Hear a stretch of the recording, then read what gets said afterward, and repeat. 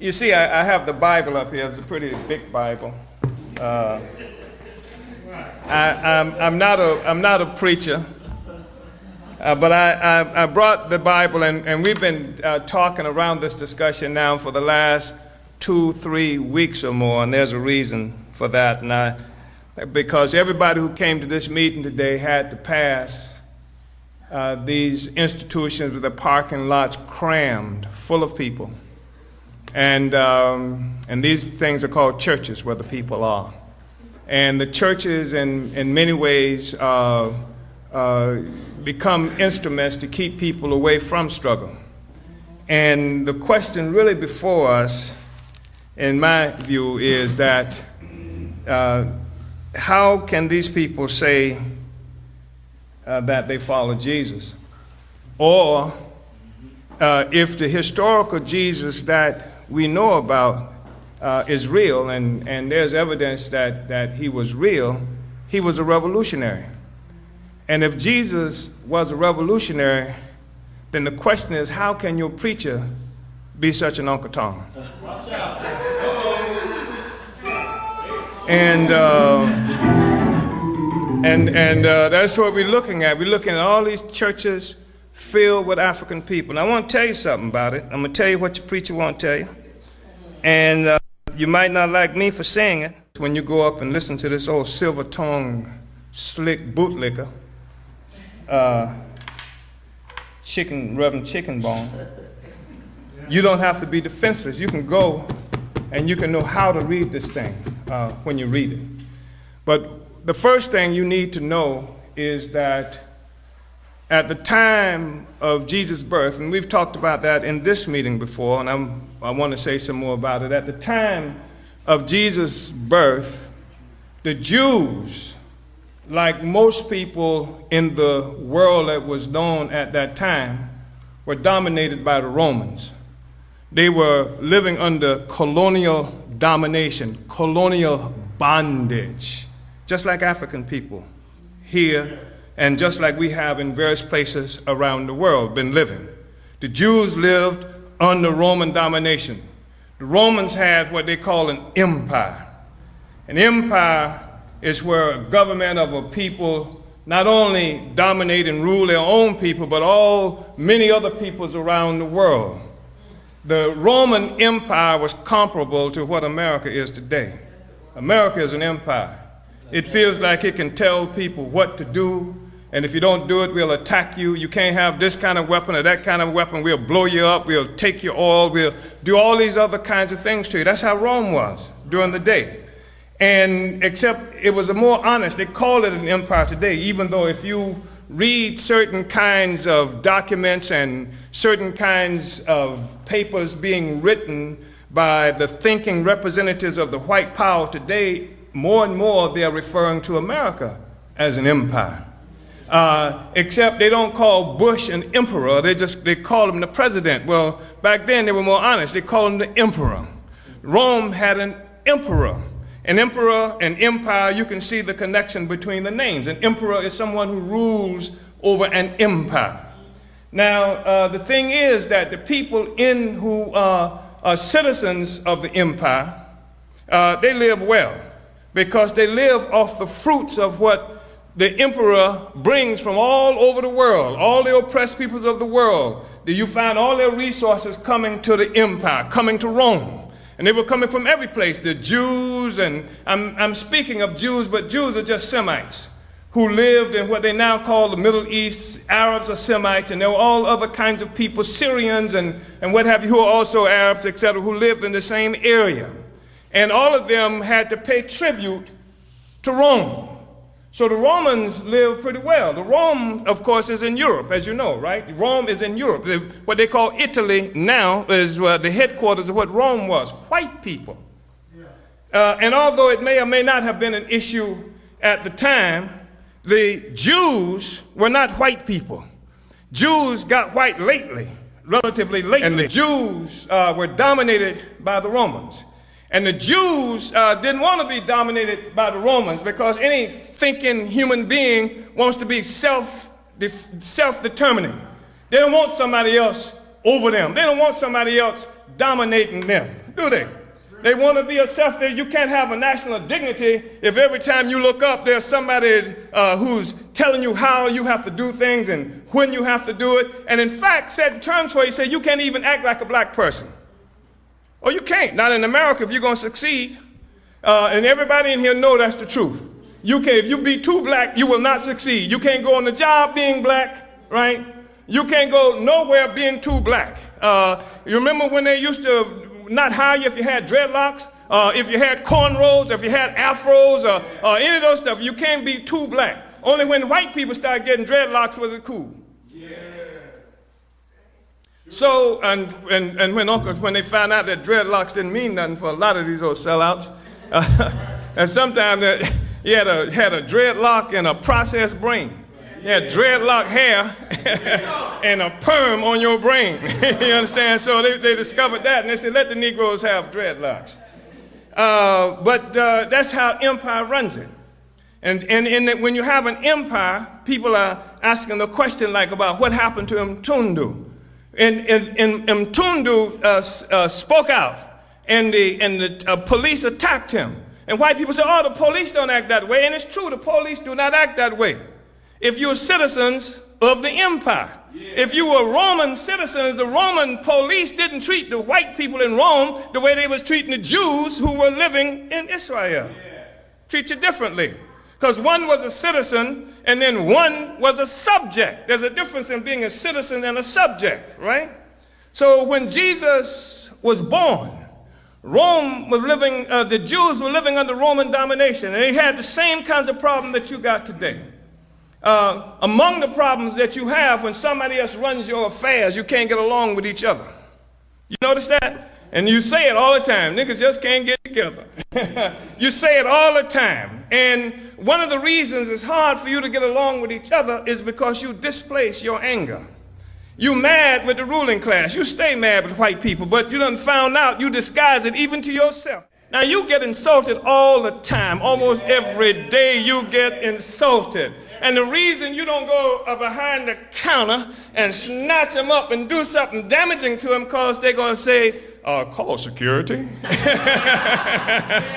And before you know it, the police is going to be there. And then they're going to have you on the ground with your head in the cement, whooping you up and putting you in jail. And you're going to go to jail, and the white people going to say, yes, they did whatever the hell they said they did, and you're going to do some time. That's your reality. And you mad as hell. Your anger gets displaced. You ain't going to mess with that white person because you know what's going to happen to you. So with this displaced anger, who you take it out on? You take it out on the one who's closest to you. Take it out on your wife, on your husband, on your brothers, your sisters, your neighbors, and what have you. You stay mad. That's why when the brother step on your shoe, you want to kill him, cut him, do something to him, and the party, you know you do, on the one hand. But on the other hand, white people do stuff to you every day and do stuff to you that deserves a death penalty, and you don't even talk back to them, right? And so you have this displaced anger all the time. And the same thing was true with the Jews. Jews always upset. They say, well, Africans in this country got the highest rate of high blood pressure in the world. African men got the highest rate of prostate cancer than anybody on earth. And you don't know why. I know why. Because you got this repressed anger. You stay sick because you are so angry and you can't do anything with this anger, because if you do, white power would drop down on you like a lead balloon, and you know it. And so you contain and hold your anger into yourself. Then you also a little disturbed because white people have told you that if you want to succeed, in order to succeed in a white man's world, you got to act white. You don't feel white. And when you look in the mirror, you don't look white. But you got to do all those things to act white all the time. You got to learn perfect diction. You understand? In other words, you got to talk like white people. And you even have to learn how to walk like white people. When people talk about Michael Jackson, they say Michael Jackson did this terrible thing with children. And what I want to tell you that something is wrong with Michael Jackson, but they got the wrong disease. You want to look at child molestation, Michael Jackson is a victim of child molestation. When you see an African who is so messed up that he has internalized this whole concept of being white to succeed, that he mutilates himself to such an extent that he continues to mess up his face, that he looks like an old, sick white woman. This is somebody who is a victim of child molestation. Because you have to be like the oppressor, and so you're sick all the time. And you're angry with each other all the time. You're really angry with the white man, but you ain't gonna mess with him. Scared of him. You scared of him. You scared to even be seen places with black people that white people don't want you to be seen with. You know, I ain't going there because if the white man, if my boss, if somebody hears about it, I'm gonna be in trouble. The police might know it, the white man might know it, my boss might know it. Ain't that a hell of a way to live? That's how the Jews were living too.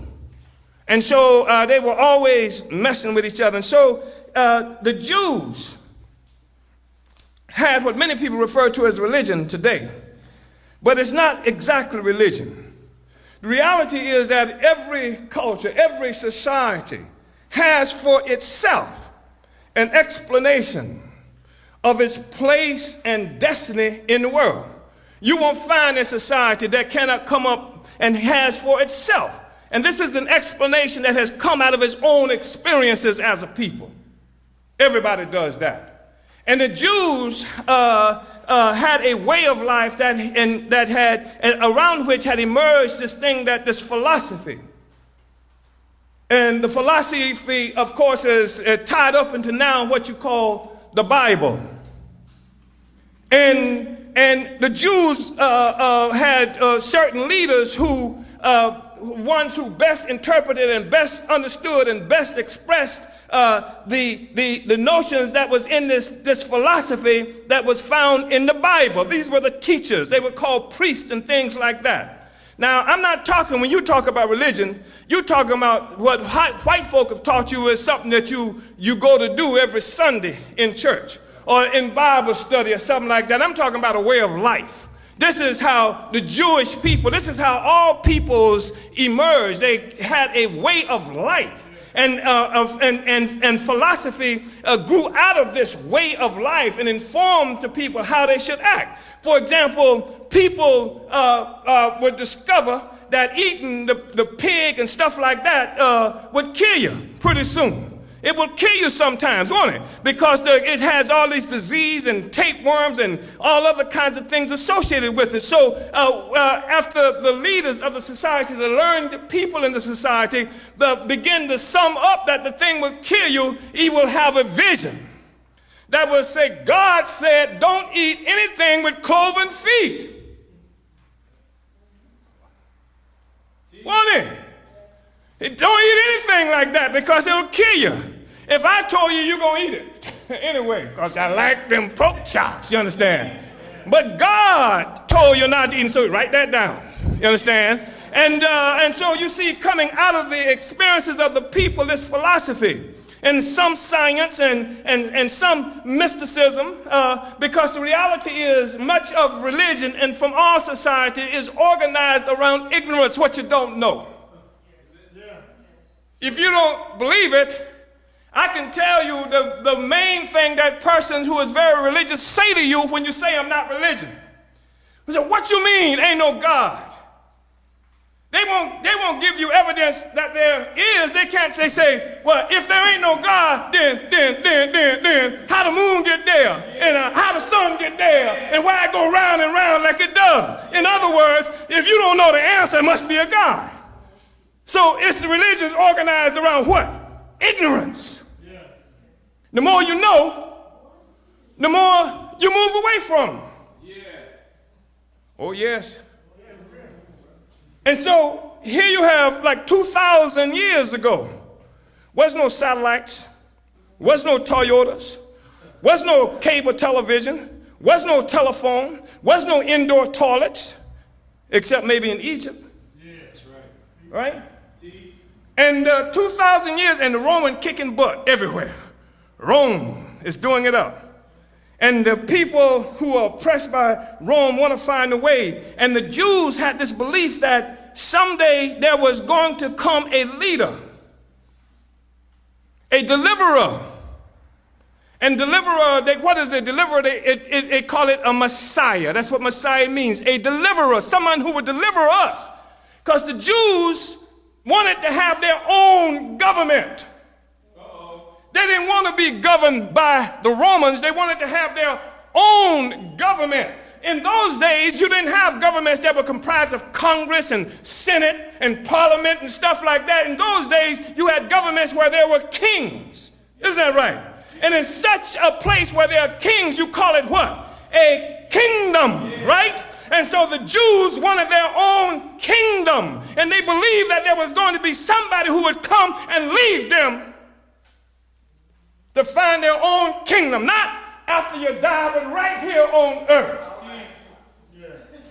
Right here on earth. They wanted a kingdom. They wanted to get out from under the domination of the white people from Rome. But there were all kinds of organizations among the Jews, just like there are organizations among you. There was one organization that was called the Sadducees.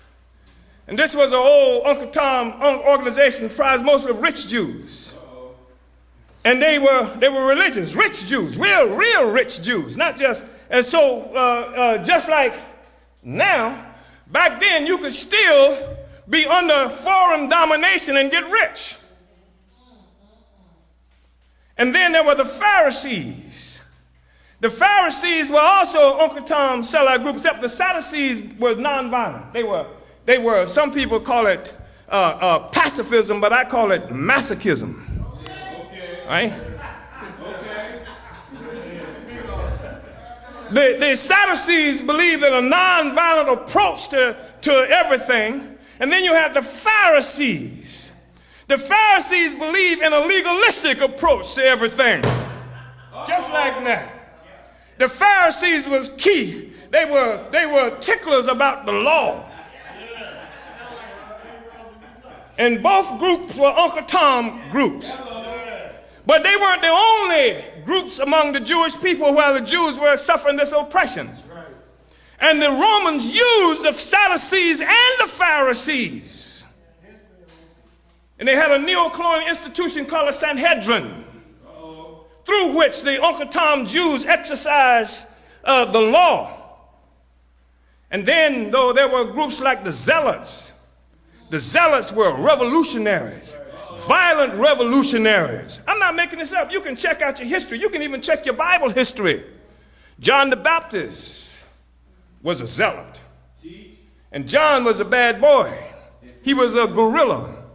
You heard what I said? He was a guerrilla. He was a revolutionary. And how do I know he was a guerrilla? Because even back there during those times, John acted strange, they would call him, sort of like Nat Turner. He did. Check up on Nat Turner and then read about John the Baptist and see if they don't sound alike. And John the Baptist, he had a great following because many people thought John the Baptist was the Messiah, was the one that was going to come to lead them to this kingdom right here on earth. And John, he was running around baptizing people and telling them to repent, change your ways. Brothers and sisters, change your ways. He was trying to get them to come out from under the Romans. And they said that he wore clothes made out of camel hair. And they said his diet was grasshoppers and honey. This ain't somebody who hang out at the supermarket. You understand? This is somebody living off the land. This is a gorilla living off the land here. John the Baptist, check it out. John the Baptist, according to scripture, was also Jesus' cousin. In fact, he was born about 6 months earlier than Jesus. It's really interesting. An angel came and told John the Baptist's daddy, where's Nyabinga? What was his daddy's name? What was John the Baptist's daddy's name? Zachariah. Told Zachariah, said, look here. Say, your wife pregnant, Zach. Zach said, that ain't possible because I'm too old. You understand? I'm an old dude, you know. And the angel said, we gave her some holy Viagra. Say she pregnant. She pregnant. And say, I want you to name him John. Say, I ain't gonna let you talk no more till after the baby is born and you name him John. And Zach couldn't talk either until the baby was born. Say, what the baby's name? And somebody said, well, the wife, what was her name? Was that Elizabeth? Yeah. Said, we're going to name him John. And they said, well, hey, you ain't got no family members named John. Why you going to name him John? And so they went to Zachariah and said, what, we going to name him? And Zach wrote down John. And after that, John could talk. Now, that was Mary's cousin, Elizabeth. And 6 months later, 3 months later or so, Jesus was born. And so here you have John the Baptist, who's moving around, has created a huge following. People follow him. They think he's the Messiah. And John is in trouble. And he's getting in trouble because he's talking about Herod. Now, Herod was the super Uncle Tom Jew. Herod was called the king of the Jews because his whole family for generations had been appointed by the Romans to be over the rest of the Jews. Masses followed John. Except on one day, John's wife's daughter did a dance. It must have been some kind of dance. Whose wife was it? Herod's wife. I'm sorry, Herod's wife. What did I say, John? Yeah, John apparently wasn't hooked up. But Herod's wife did this dance, and his daughter, Herod's wife's daughter, did this dance, and John liked it so much, he said, just tell me, I just do anything that you want, because the dance was so great. And so Herod's wife said, tell him to give you John's head on a platter, because John talking about us, putting us in a dozen and what have you. And so Herod he didn't want to do it because he knew it was going to be a problem, political problem for it, if he did it. But he done made this promise in front of all these people, so they did. He busted John, went and had him busted, and then they cut his head off. But before John had his head cut off, John ran around baptizing everybody, and Jesus came to be baptizing. Y'all know the scriptures, don't you? Yeah. What happened when he did? When he went out and he said, John, baptize me, what did John say? You the man. John said, you the man. Remember that? Isn't that what John said? You are the one. So it makes you think that Jesus must have been a zealot too. Exactly. Doesn't it? Jesus must have been a zealot too. And I know that you've been taught that Jesus was a nonviolent little wimpy, sissy little guy. And I know you also been told that Christianity is everybody's religion. It ain't true. Christianity was this response, this thing that you now call Christianity, because there was no such, Jesus wasn't a Christian. Right. Jesus was a Jew. Right. And what happened was the people who believed that Jesus was the one who was sent. And they thought first, among others, because there were a lot of people who claimed to be the Messiah during that period of time. And they thought a lot of people thought John was the Messiah. And then John said, no, this is the one right here. This is the Messiah. And so, and Jesus, and so the Jews again were looking for a Messiah. And Jews are still today. You understand what I'm saying? The Jews are still today waiting for a Messiah, waiting for a deliverer. It's just those that followed this person thought that he was the Christ, which means Messiah, deliverer. They thought he was the Christ. That's where the term Christian comes from. This was the first group of Jews who thought that they could find this way to get rid of the Romans. Check up on your history. Yeah, yes, sir. I say that Jesus and Christianity, he wasn't talking about you. He wasn't talking about your black self. He was talking about Jews. Can I prove it? Please. We go to Matthew in this book. Matthew 10:5. Because Jesus had a program. He had an organization. And he pulled together these 12 key persons in his organization. They all had different kinds of skills and talents and what have you.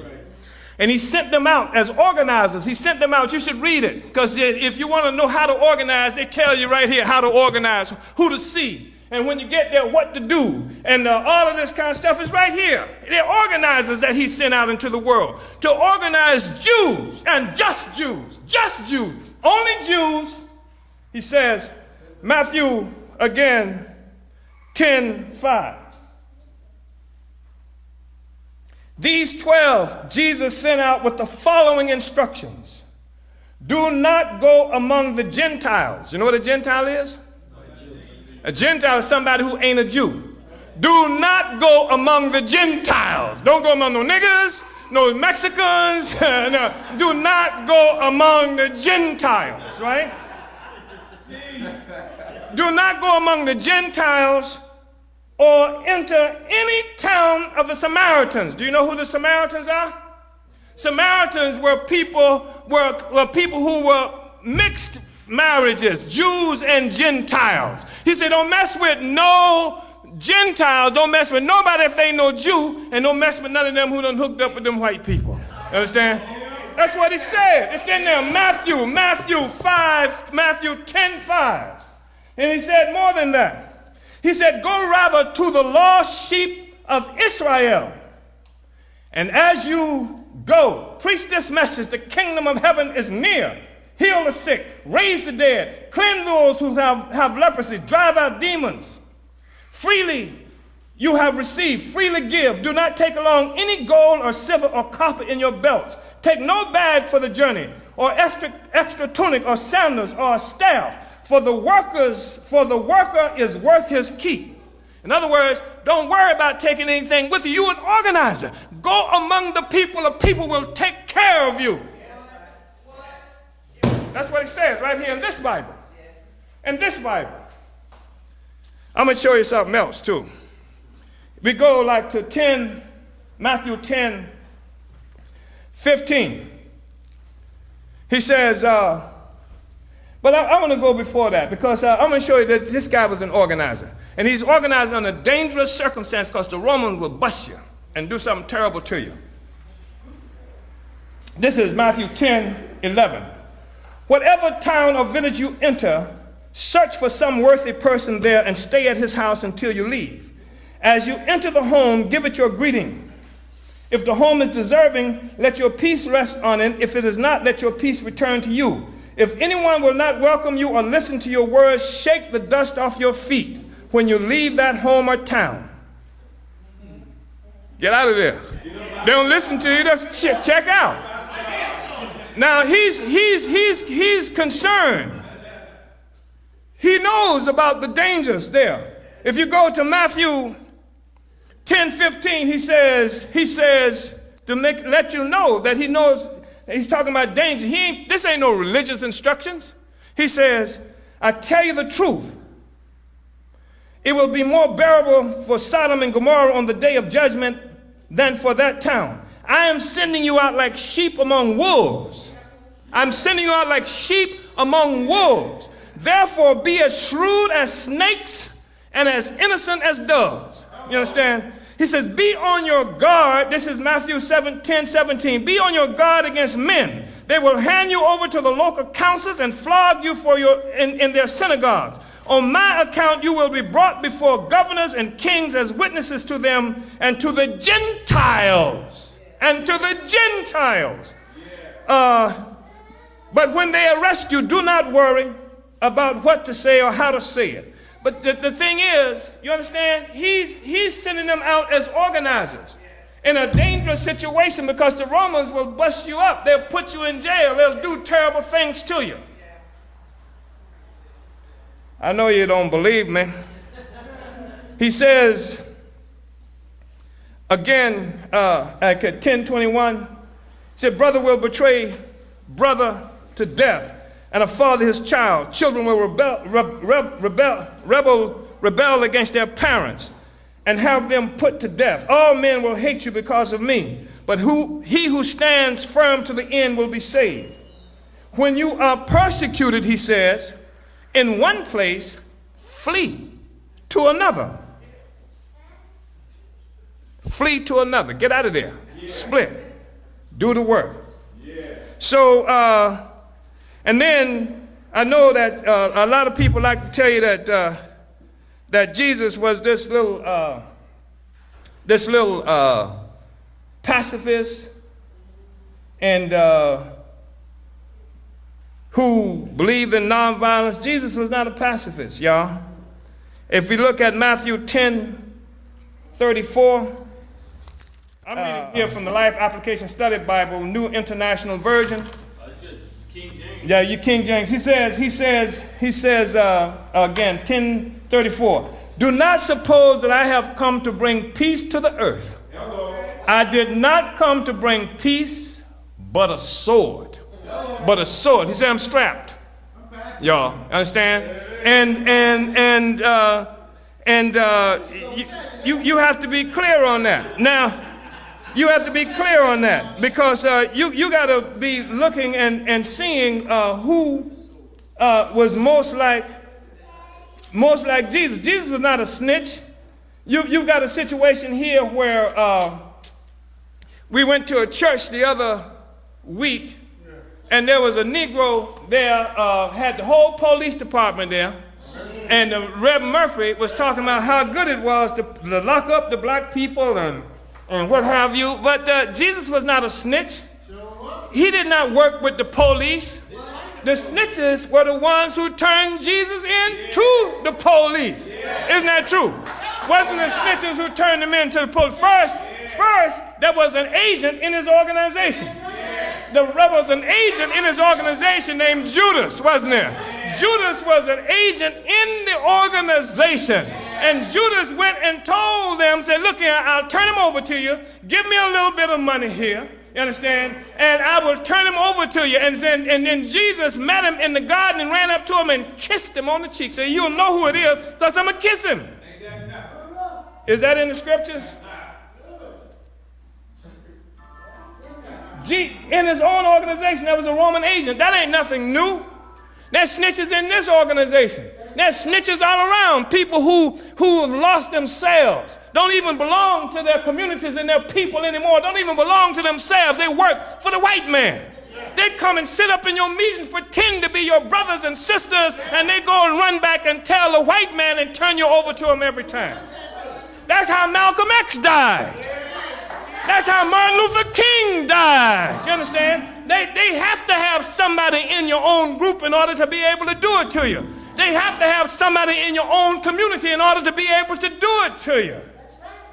So Jesus came to help deliver his people from Roman domination, to fight against Roman colonialism. And he pulled together an organization to try to do it. And he belonged to an organization that believed in struggle.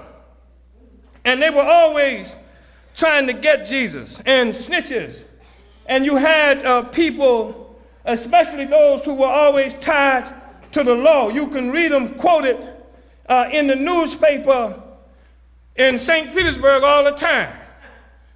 These people were these ticklers for the law. You got to be for the law. Here you are from an oppressed community, and the oppressed community trying to fight back, and you hear this Negro who is speaking about the law, and whose law?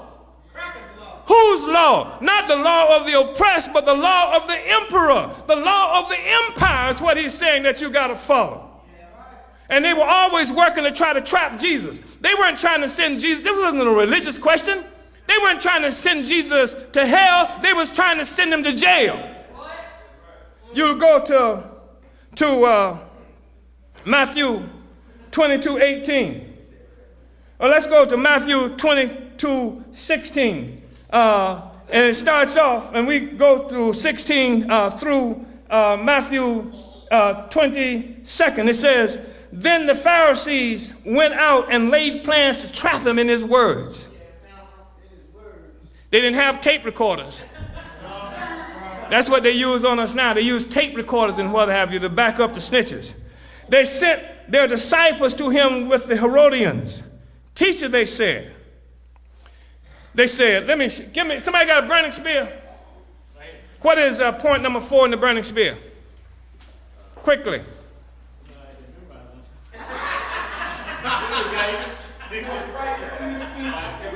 That's free speech and political association. That's enough. Question. Wait a minute. Don't put it down. What is the point around taxes? Number three. That's point number. What does it say? We want an end to all local, state, federal, and other taxation of black people by the U.S. government and any other. Okay, now stop.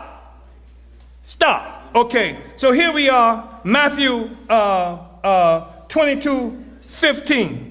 Then the Pharisees went out and laid plans to trap him in his words. They sent their disciples to him along with the Herodians. Teacher, they said, we know you are a man of integrity and that you teach the way of God in accordance with the truth. You aren't swayed by men because you pay no attention to who they are.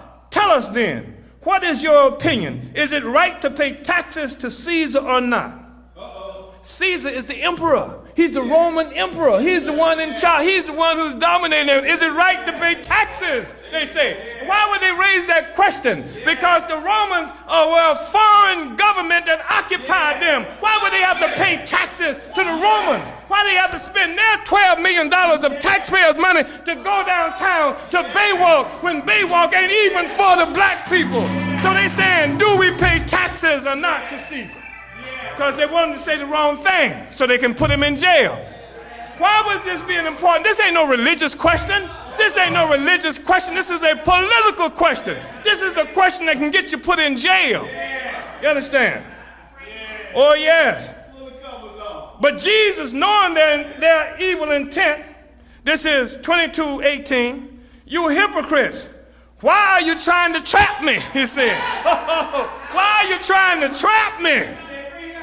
Show me the coin used for paying the tax. They brought him a denarius. And he asked them, whose portrait is this? And whose inscriptions? Caesar's, they replied. Then he said to them, give to Caesar what is Caesar's and God what is God's. You understand? In other words, I ain't answering that question. You ain't sending me to jail, not off that. Oh, no. It's there. It's there. You just got to know how to read it. You got to know what was happening. You got to know the history of the circumstances that you were dealing with. Jesus is trying to deliver the Jews from Roman domination. And the Romans and all the sellouts are trying to keep it from happening. I'm going to show you some more because I know you don't believe me. I'm telling you that he wasn't writing this for you. He was writing it for the Jews. And it's already been said here in Matthew who it was for. Say, don't go to the Gentiles and don't go to the Samaritans. Just go to the lost children of Israel. Jews. Yeah. Then you go to Matthew 26:55. Matthew 26:55, because when they busted Jesus, it was interesting. When they busted Jesus, what was that? 20 what? 26:55. When they arrested Jesus and they came and caught him in the garden and they busted him.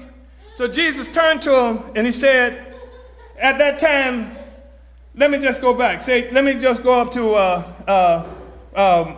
this is when Jesus is in the garden and Judas came up, kissed him and did all that other kind of stuff. And there was a whole crowd of people coming to arrest. They had swords and clubs to come bust Jesus. So he says to them, am I leading a rebellion that you have come out with swords and clubs to capture me? This is what Jesus said. Am I leading a rebellion that you have come with swords and clubs to capture me? That's what he said. That's what he said. And then he says, every day I sat in the temple courts teaching and you did not arrest me. And nobody didn't arrest him when he was in the courts, right? You don't know why they didn't bust him? Because the power of the people, they were scared of the people, so they caught him when he was by himself in the garden. So now you're coming to bust me for a rebellion. For a rebellion. This is what you came for. Citing to riot. Citing to riot. Citing to riot, and to make sure that you understood that Jesus was quite clear on what he was about, Because when he was before Pontius Pilate, who was the Roman governor over the Jews, right? He was running stuff there. Pontius Pilate, the governor asked him, he said, "Are you the king of the Jews?" And Jesus' response was, "Yeah." He said, well, he didn't say it in the vernacular. He said, "Yes, it is as you say." In other words, you said it. You said it. I'm the one. I'm the kid. What yours say? Which verse you looking at? I'm looking at Matthew 27:11. Oh, 27:11? Yeah, 27:11. Yeah, he said, "I'm the one." That's me. Go ahead. And Jesus stood before the governor, and the governor asked him, saying, "Art thou the king of the Jews?" And Jesus said unto him, "Thou sayest." I'm going to 12. No, that's good. He said, "Thou sayest" in there. And this one, he says, "Yes, it is as you say." Yeah. You said it. In other words, you said it. So, and, I'm saying this because you got all these Uncle Toms, among other things, who pretend, like they trying to be like Jesus. And Jesus was going in them joints, kicking over the tables, what have you, wasn't he? Said, no, said kicked over the money tables. Said, you guys, it's a den of thieves. Kicked over the money table. You guys just making money in here. You got this program and that program, and most of y'all working with the Romans, working with the empire. Most of y'all get, getting money to tear down houses on 22nd Street and 18th Avenue and what have you. Yeah. Oh, yeah. So,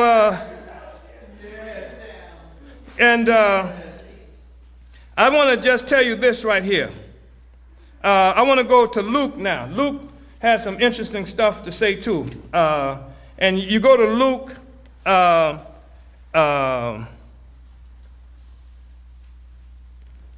let me see what, 22, Luke 22, verses 35 through 38.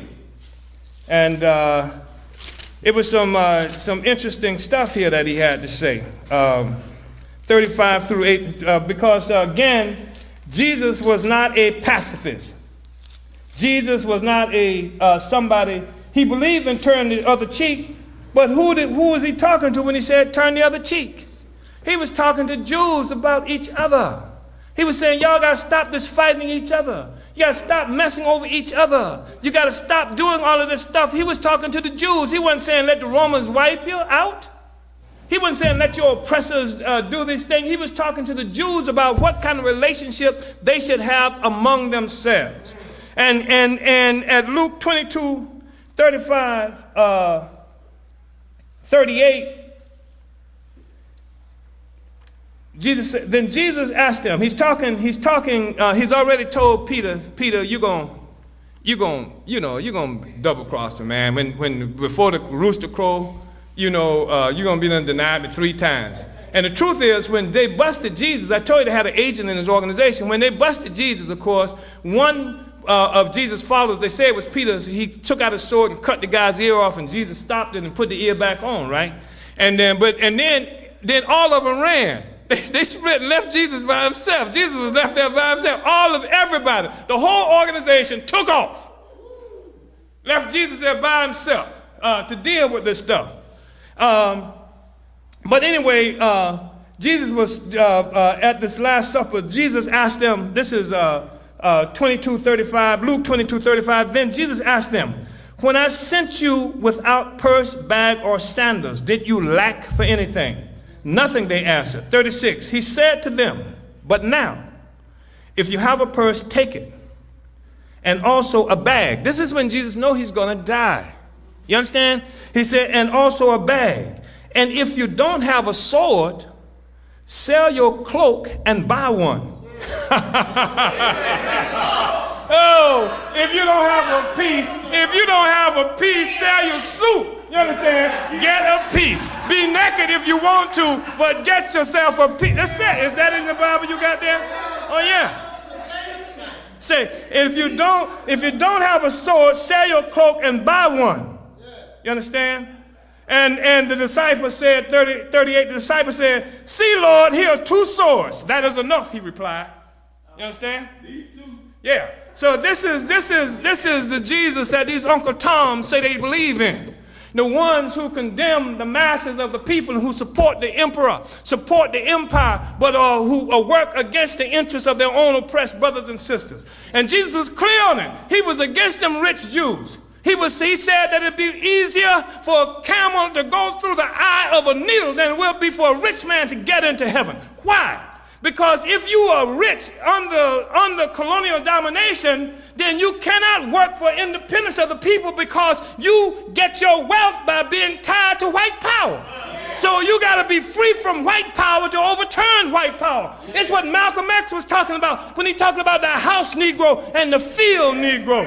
You see, the house Negro who live with the white man in the white man's house, if the people who are being enslaved in the field come and try to burn down the white man's house, well, you burning down the house Negro's house too. The house Negro's going to snitch on you. He's going to tell on you because he's got a stake in the existence of slavery. Same thing right here. Same thing right here. This is what Jesus was talking about. And I'm going to tell you one more thing.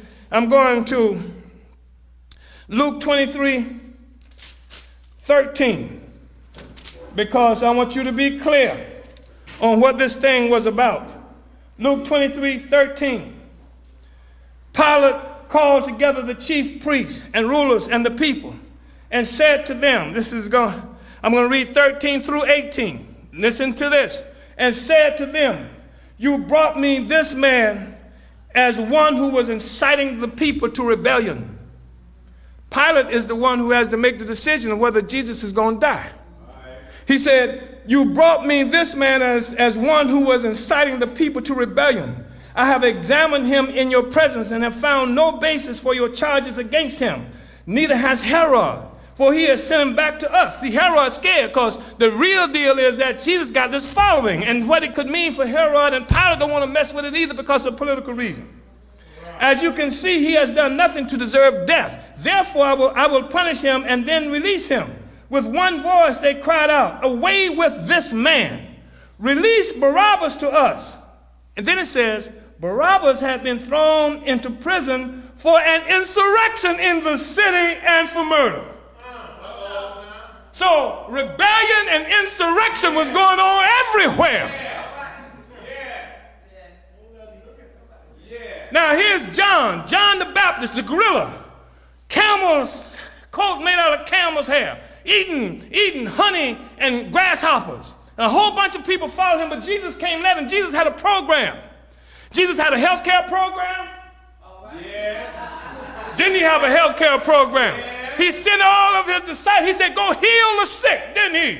And then Jesus walked around healing and making people better, didn't he? He was making the poor and oppressed people like that.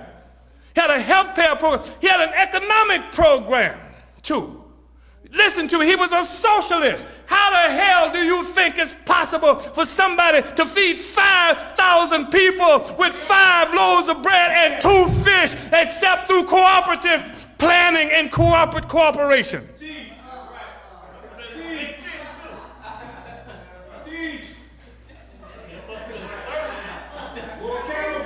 You can't do nothing by yourself, but you get everybody together, you find out you got more than what you think you got.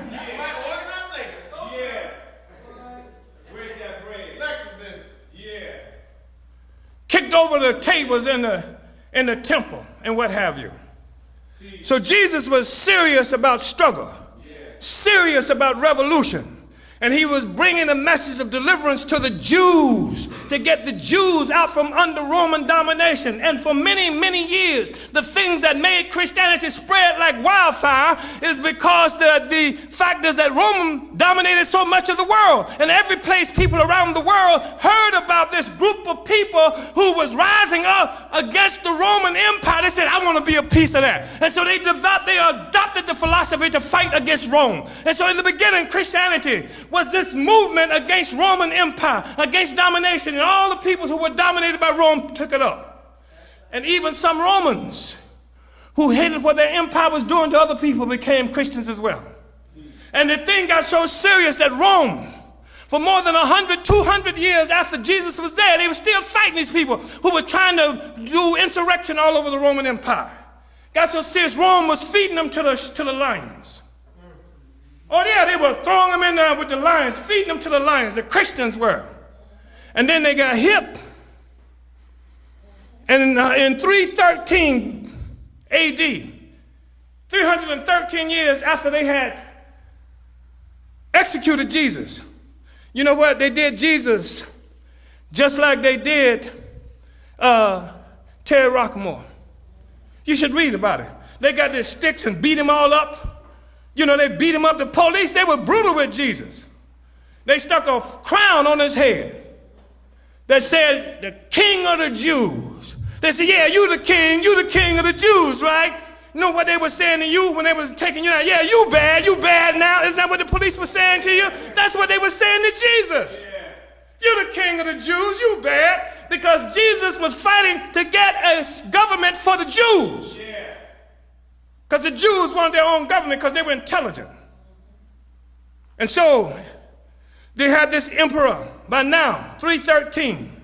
The emperor is no longer Caesar, but it's a man named Constantine. You've heard of Constantinople, named after Constantine. Constantine said, hell, we don't have to keep killing them. He says, I'll join them. So Constantine says, I'm going to be a Christian. So he joined the Christians. But he wasn't just a Christian, he became the top Christian. Now, much of what I'm reading to you here in this is what Constantine pulled together. This is the emperor. Do you understand what I'm saying? This is the emperor who the Jews have been fighting against. Now the emperor becomes the chief Christian. He's the head Christian. He's over all the other Christians. The Roman church, the Roman Catholic Church, hear what I'm saying, is structured off of the Roman Empire. It has the same structure that the Roman Empire had. So now, you got a new head of the church. Not only do you have a new head of the church, but you got a head of the church going to say what Jesus stood for. And this is the guy who Jesus and his crew was fighting against. So even as I read through this, you can see some of Jesus' stuff got through. But the emperor made sure that whatever he didn't want in there didn't get in there. Think I made it up? You can check it out. Check your history here. I know Reverend Chickenbone don't teach this. Check your history. Check your history. Don't have to listen to me. And you can be upset if you want to, but I didn't do it to you. I'm quoting the scripture here, and I'm telling you what happened. And so what you find is that Constantine now becomes head of the church. So it used to be when Jesus and the other Christians were going out, they were fomenting insurrection against Roman domination. Now the emperor is in charge of Christianity, and he sends out Christians to do what? Sends out Christians to suppress the oppressed peoples of the world. So everywhere you look in the world where people are oppressed, all over Latin America, all over the world, you see the Christians have come now from Rome. You see Catholicism in particular, not just Catholicism, because in particular, all over oppressed countries around the world. Because now it's no longer, the Christianity is no longer the religion of the oppressed, it's the religion of the oppressor. Yeah. It's the religion of the oppressor. Africans in this country were attracted to Christianity because it was the religion of the oppressed. That's why they said, used to sing that song, you know, go down, Moses, way down to Egypt land, tell old Pharaoh, let my people go. Now you got niggas who go to Pharaoh to lock his people up. That's what was happening at Murphy's church, ain't it? Say, lock my people up.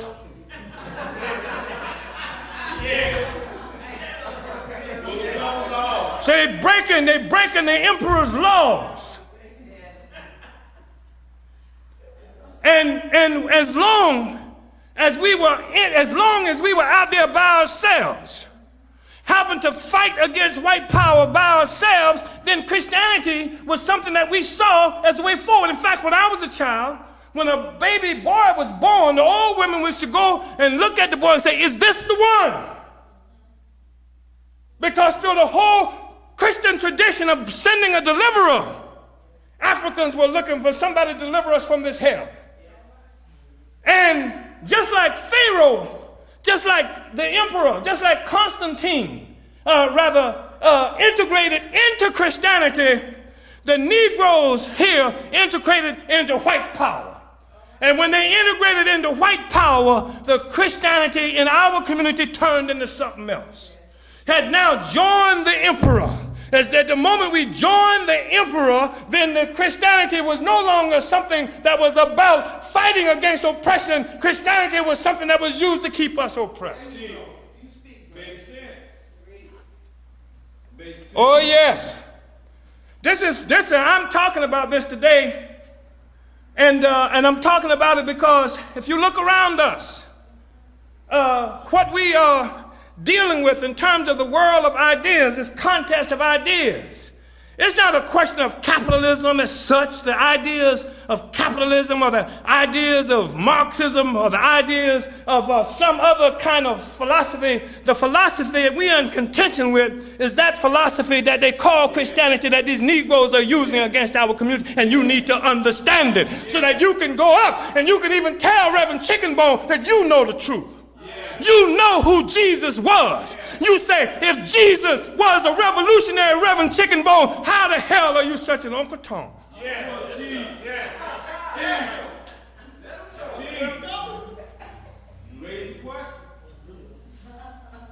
We got the same program Jesus had. We got a wellness center to heal the sick. We got a gym where you can go in and get fitness at, don't we? We fight against the oppressors. Every time you look up at us, we're fighting against the oppressor. And just like Jesus, we want our own government. Want our own government. Want our own government. And ours is also a message of deliverance. And it was brought to us by Godvia and others who told us that if you want your freedom, then you strike out, because Africa is the homeland. Africa is freedom. This is how you find your freedom. You got to have your own philosophy. You can't use somebody else's philosophy to win your freedom. Why you think, if Christianity was what it was when Jesus was around, why ain't they trying to put Murphy on a cross? They ain't trying to put Murphy on a cross. They trying to put Mtundu on a cross. They trying to put the people who stand up for freedom on a cross. In fact, it's the Murphys and the rest of them who act like Pharisees and Sadducees, always trying to trap you and deliver you up to the white man and to the emperor. Is that right? Is that right? We are the ones who carry the legacy of Jesus, not these old handkerchief-head, chicken-eating preachers who deliver the people up into servitude and say we ought to act like it. I quoted you scriptures here. You can go and look for yourself. You don't have to believe me. Reverend Chickenbone never told you what it was all about, but I'll tell you, sometimes it's because the nigga didn't know.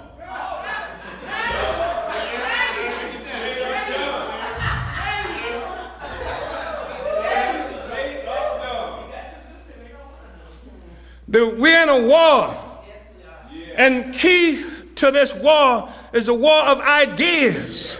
The war of ideas. You have to believe in your freedom in order to win it. If you don't want freedom, you can't have it. If you don't strike out for freedom, you can't have it. If you don't believe that you're supposed to be free, you never will be free.